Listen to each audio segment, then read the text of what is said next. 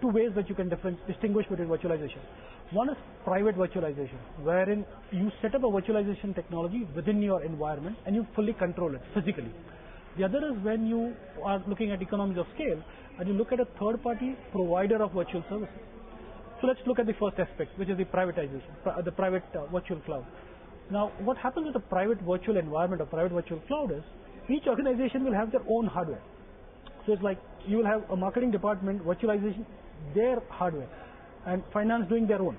So you're still not able to actually reap the full benefits of virtualization because marketing will not have like tens of hundreds of servers. They'll have one or two servers, and finance will have like 15, 20 servers, and here they will have a lot of spare capacity, and there they'll be like short of capacity, right? Just an example. Now, for them to be able to trust each other's compute environment and be able to do it, what we would require is that the virtualization solutions will have to probably guarantee you some sort of a security, a guaranteed partitioning between one person or one virtual machine from the other running on the same hardware. And this is where security aspects come. See, it's like now when you talk of virtual computing environment, VMware is the player in virtual computing environment. If one of them is infected with a virus, what are the chances that the other three might get infected? A very big chance. So now you'll have to look at, let's say, virus kind of security from a different angle. You will probably want to look at it from the hardware level and still be able to apply it at the virtual machine level. Similarly, authentication, administrator. Earlier, one administrator for one physical machine cannot have access to another physical machine as long as the administrator is different and he does not know the password. In a virtual environment, the administrator who has access to the physical machine can actually look at all the 4 virtual machines, which is a big risk again. Right? The segregation of duties becomes a challenge. So security has to be looked up from bottom up. Now this was just the private cloud challenge. Now just look at the public one, wherein you are going to a third party. Some of them might be your competitor, for example. How are you going to handle that? Things just get multiplied like 10 times. The complexity is like goes for a toss, and so does security. Right? What is the guarantee that, let's say, if 2 of your virtual machines are talking to each other, and there's a third virtual machine, because it's on the same physical hardware, it can actually eavesdrop on the communication between these two, right? Secondly, what happens to the data which is now in the virtual cloud, right? I mean, the public cloud. Nobody knows what happens to the data. Is it actually protected? Is it taken care of? If I move on from one vendor to the next vendor, what's the guarantee that I might not be held to ransom, for example? Private consolidation has taken place. That is, marketing consolidating their servers and finance consolidation. That is still not, I mean, it's a far way away. Same thing in the public space. I don't know of any organization in India today who would actually want to go and use a public cloud to be able to deliver their services. I can definitely assure you that no banks in India will do that. And I don't think any telecom companies either will do it. I have data leaks, I'll stop USB access. If I have some, I mean, these are the kind of things that we do. I mean, if I'm worried about something leaking out, I'll put an email filter or something. I mean, point products is what the challenge is.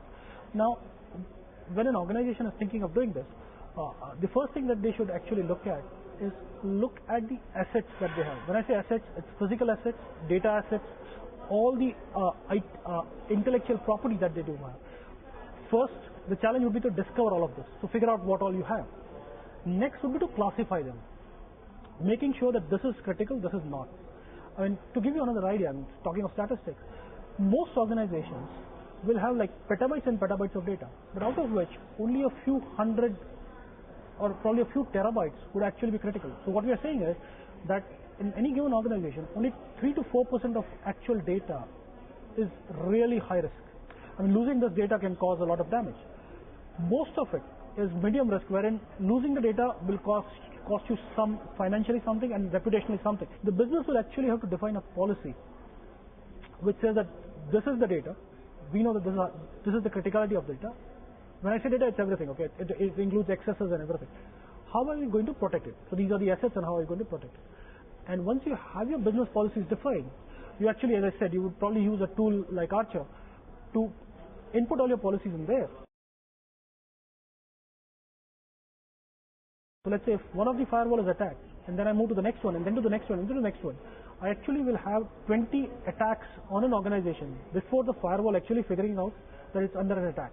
So normally a firewall has a rule which says that if you see an attack twice, one attack could be by mistake, right? 2 attacks, probably there's something there. At times you would say 3 or 4 depending on how you set it. So I can actually have 20 attacks before I come back to the first firewall, and then that guy firewall realizes, oh, I'm under an attack. So I can actually do it 20 times before I actually get caught, which is a big problem. So what you would need something like an SIEM solution in the center, at the center, which is actually collecting logs from each of these 20 devices.